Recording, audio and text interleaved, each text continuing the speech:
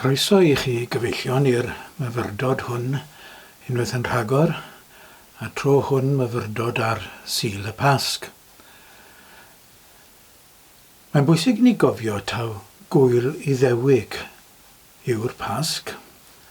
Gwyl oedd yn cael ei ddathlu o leia 1000 o flynyddoedd cyn Crist. Gwyl oedd yn cofio am y waredigaeth o'r Aifft.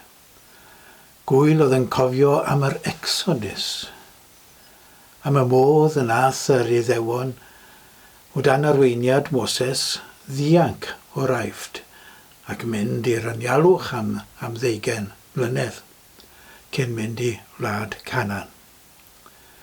Gwyl oedd yn dathlu y ffaith bod Pharo, brenin yr Aifft, wedi cael ei drechu, yn dathlu'r ffaith bod byddin Pharo wedi boddi yn y môr coch, yn dathlu'r ffaith bod pobl wedi cael ei lladd a'i dinistrio yn yr Aifft ei hunan, bod y cyntaf ynedig wedi marw.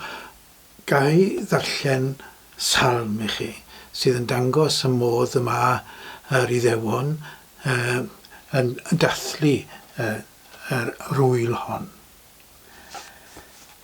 Dyma I chi salm 136, neu rhannau o salm 136.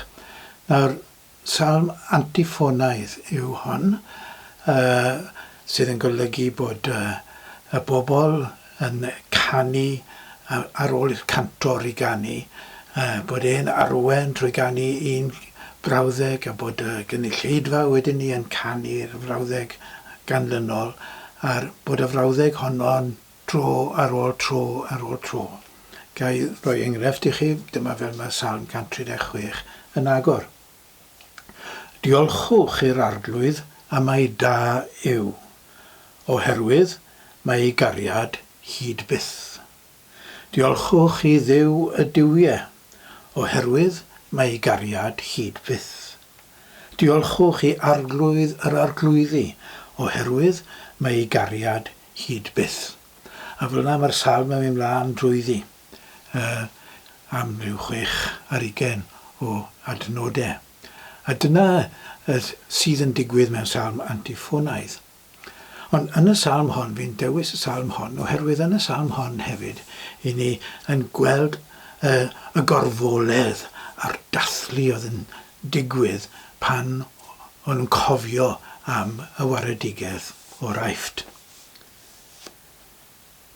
Dyma beth mae'n dweud, ac gorfoleddu maen nhw, llawenhau maen nhw. Trawodd rai cyntaf ynedig yr Aifft, oherwydd mae gariad hyd byth.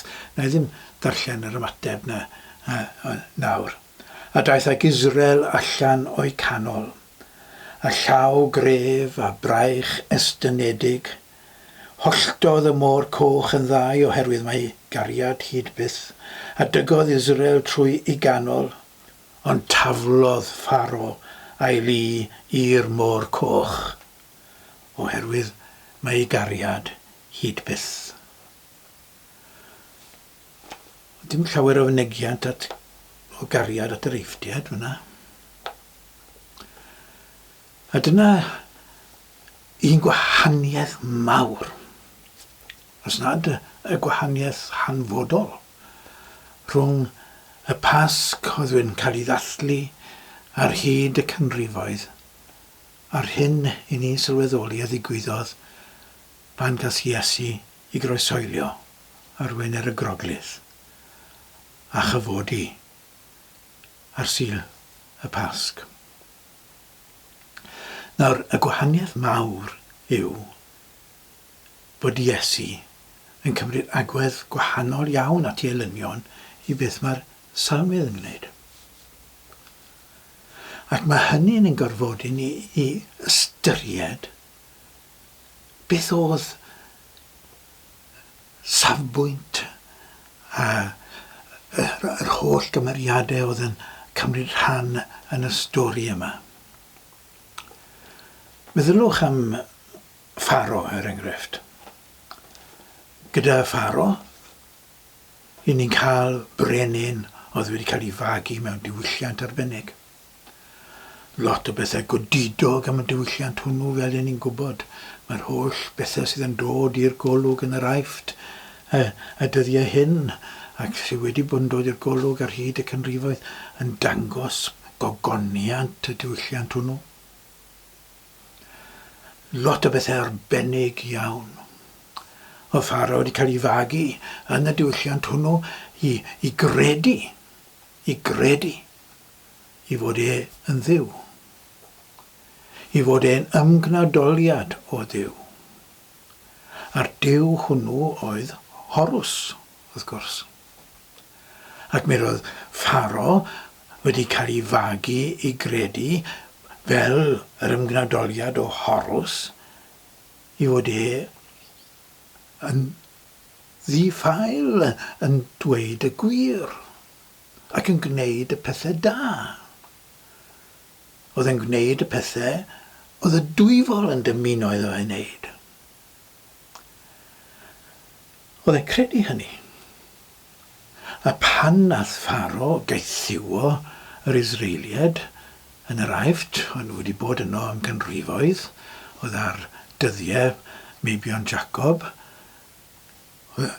dyma Pharaoh yn credu yn argyhoeddedig, oherwydd bod ei ddiwylliant yn dweutho fe, bod rhain yn fygythiad, a bod eisiau cael gwared ar bob bygythiad, dyna'i waith fel Pharaoh, cael gwared ar bob bygythiad, a'i ceithiwo nhw, gwneud defnydd ohonyn nhw. Ond hwn fod yng ngolwg Pharaoh, wrth gwrs, bod israddol, ac gellid i defnyddio nhw yn y modd y credau Pharaoh yn dda, y gellid gwneud. Dyna oedd i agwedd meddwl e. Dyna oedd y ddiwylliant yn dweud wrtho fe. Ac amser mae Moses, ac o Pharaoh yn nabod Moses wrth gwrs, oherwydd bod wedi cael ei fagu ar yr un eilwyd ag fel petai, a pan ddaeth Moses yn hynod o fradwrus yn meddwl Pharaoh, ato i ofyn am i'r bobl yma gael mynd, na, dim o gwbl. Mae rhaid i'r rhain gyflawni gwaith. Dyna'i pwrpas nhw ar y ddaear yma. I wneud y pethau hyn, mwyn ni. Agwedd Pharaoh. Ac amser oedd Pharaoh yn cael buddigoliaeth yn erbyn i olynion, mi roedd lluniau yn mynd lan a hieroglyphs yn mynd lan ar draws temle'r Aifft yn dangos Pharaoh, yn lladd i elynion ac yn dial arnyn nhw. Dyna'r diwylliant. Ac mi roedd yr Israeliad ar ôl iddyn nhw ddianc o'r drefn creulon yma a dathlu gwaredigedd, ond nhw'n cymryd yr un math o agwedd. Fel ddwedodd rhywun, fe aeth yr Israeliad allan o'r Aifft, ond aeth mor Aifft allan o'r Israeliad. Oedd yr un agwedd meddwl ganddyn nhw am gyfnod hir wedyn. Ac ni'n cael yr agwedd meddwl yn cael ei gyfleu yn y salm a ddarllenwyd, neu rhan o'r salm a ddarllenwyd Ginevach. Dyna fel o'n nhw'n meddwl, dyna oedd ei diwylliant nhw. Ac o'n nhw'n credu bod Duw yn bendithio'r ffordd na o feddwl ac o weld pethau. O'n nhw'n credu hynny lan hyd cyfnod Iesu. Ac o'n nhw'n credu bod y Meseia yn mynd i ddod yn perthyn i'r diwylliant na, yn meddwl yn y ffordd na o feddwl. Ond fe ddaeth Iesu. Fe ddaeth y Meseia. Ac fe nath y Meseia hwnnw gythryddo bobl oedd wedi magu yn y diwylliant hwn. Gythryddo nhw yn enbyd. Wrth gwrs mae diwylliant yn cael ei ffurfio gan beth sy'n cael ei alw'n aml iawn opinion formers, ynddo fe?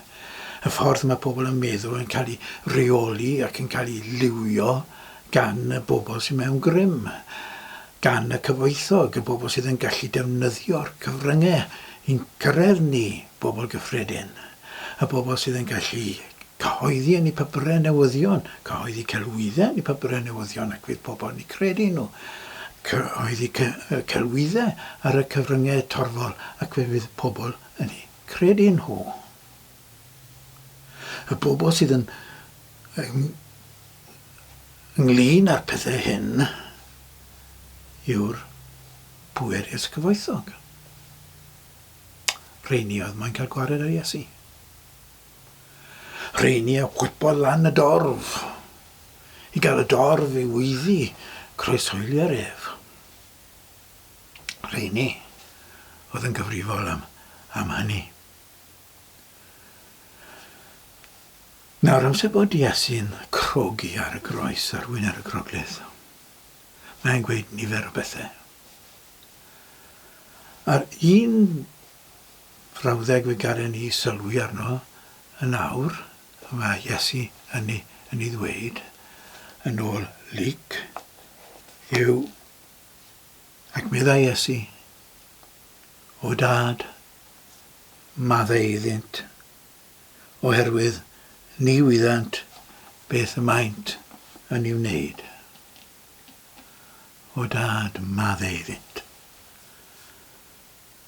At pwy oedd Iesu'n cyfeirio yna? Pwy oedd yn nhw? Oherwydd bod nhw ddim yn gwybod beth yn nhw'n wneud. Pwy oedd yn nhw? Ifer archoffeiriad yn y deml? Ifer ysgrifenyddion? Ifer phariseed oedd wedi troi'n ei erbyn e? Ife amdani nhw y mae e'n sôn? Ac at nhw y mae e'n cyfeirio? O dad, maddau iddyn nhw. Fi'n ame. Mae Iesu'n feirniadol iawn o'r giwed na. Trwy'r amser, trwy weinidogaeth. Pwy oedd y rhain te? Oedd yn erfyn ar ei ddiw i faddau iddyn nhw. Wel, pobl oedd yn dioddef o dan y drefn. Y milwyr. Y rhai oedd yn bwrw'r hoelion mewn i'w gnawd e. Y rhai oedd yn ei wawdio fe. Y rhai ohonyn nhw oedd yn mynegu dirmig ohono fe, oherwydd yn nhw wedi magu yn y diwylliant hwnnw, diwylliant Pharaoaidd, diwylliant Rhufeinig. Oedd yn mawrygu trais, dirmygu iselradd, edrych i lawr i trwynau ar bobl fel Seiri, a pobl yn dod o bentrefi cefn gwlad fel Nazareth. Ond nhw wedi cael eu trwytho gan yr opinion fformas i feddwl yn y modd arbennig hwn. Fel mae pobl y dyddiau hyn wedi cael eu trwytho i feddwl mewn modd arbennig. Mae'r cyfryngau yn gweithio ni feddwl fel yna. Mae diwylliant torfol yn gweithio ni feddwl fel yna. I ddirmygu'n gelynion. Mae dial sydd yn iawn. A diolch i Dduw am yr arwyr hynny sydd wedi bod yn gyfryngau i ddial ac i ddinistrio eraill. Dyna diwylliant ni. Dyna ffordd i ni wedi cael yn magu i feddwl. Ac os nag i ni'n meddwl fel yna, i ni'n od. I ni'n wahanol. Dylai pobl ddim cymryd sylw ohono ni. Ac nid fel yna, wrth gwrs, yma eglwys Iesu Grist yn meddwl. Wel, nid fel yna, mae ddi fod i feddwl. Oherwydd, chi'n gweld, bore Sul y Pasg, fe ddigwyddodd rhywbeth arbennig iawn. Fe gladdwyd Iesu gan y bobl yma oedd yn ei gysau e. Gan y bobl yma oedd yn ei ddirbygu fe, fe i laddwyd e. Ac fe gymerwyd i gorffe a'i gladdu. Ond fore Sul y Pasg, oedd y beth yn wag. Oedd Iesu wedi cael ei gyfodi. Oedd Duw wedi ymyrryd mewn modd gwbl unigryw. Mewn modd a fydd yn digwydd dim ond unwaith drwy hanes y byd yma. Fe godwyd Iesu o'r bedd yn fyw. A'r hyn y mae'r digwyddiad hwnnw yn dweud wrthon ni, nid yn unig bod Iesu wedi marw mwyn ni, nid yn unig bod Iesu yn ein caru ni, nid yn unig bod Iesu yn caru'r cread, a bod Duw yn mynegu gariad yn y weithred hon a'r galfaria. Nid yn unig hynny, ond mae e hefyd yn golygu mae ffordd Iesu o feddwl sy'n cael ei atgyfodi.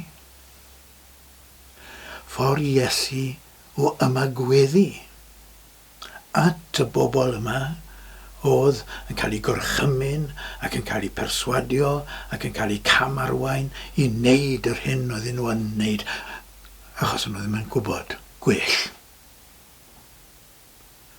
Ond nhw yn credu mai dyma'r ffordd oedd gweithredu.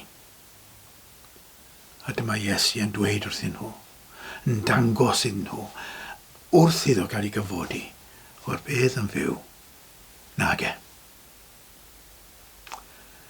Mae cariad Duw yn drech na'ch creulondeb chi. Mae cariad Duw yn drech na'r holl bethau erchyll mae'r bobl bwysig yn gofyn i chi wneud. Mae cariad Duw yn drech na'r cyfan. Ac oherwydd bod chi'n gwneud yr hyn chi'n gwneud yn eich anwybodaeth, fi'n gofyn ar i Dduw i'ch maddau chi. A mae Duw yn barod i faddau. Ond mae angen i ni i sylweddoli bod angen maddeuant arno ni.